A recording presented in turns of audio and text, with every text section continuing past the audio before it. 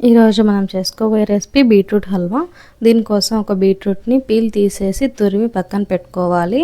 ఇప్పుడు ఒక బౌల్లో మిల్క్ తీసుకొని మరిగించిన తర్వాత ఈ బీట్రూట్ తురుమును మొత్తం ఒకసారి వాష్ చేసుకొని మిల్క్లో వేసుకోవాలి. ఒక 15 to 20 minutes మంట స్లిమ్లోనే ఉంచుకొని కలుపుకుంటూ మగ్గనివ్వాలి. 20 minutes తర్వాత క్యాప్ తీసి చూసి ఇలా పాలు దగ్గర పడిన తర్వాత ఒకసారి కలిపి పాలు మొత్తం ఒక స్ట్రైనర్లోకి వంపేసుకోవాలి. పాలు మొత్తం వంపేసుకొని బీట్రూట్ని పక్కన తీసి పెట్టుకోవాలి. ఇప్పుడు ఒక ప్యాన్ తీసుకొని అందులో గీ వేసి డ్రై ఫ్రూట్స్, కొబ్బరి ముక్కల్ని ఫ్రై చేసుకోవాలి.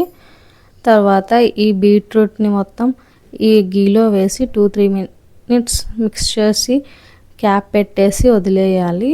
తర్వాత క్యాప్ తీసి మళ్ళీ ఒకసారి మిక్స్ చేసుకొని 1 కప్పు షుగర్ని వేసి మిక్స్ చేసుకోవాలి. అలా చక్కెర పాకంలోనే బీట్రూట్ని ఒక 5 to 6 minutes మగ్గనివ్వాలి. క్యాప్ పెట్టేసి 6 minutes తర్వాత ఓపెన్ చేసి చూడాలి. ఇప్పుడు ఒకసారి కలుపుకొని ఇలా దగ్గర పడిన తర్వాత స్టవ్ ఆఫ్ చేసి సర్వ్ చేసుకోవడమే. బీట్రూట్ హల్వా రెడీ అయిపోతుంది.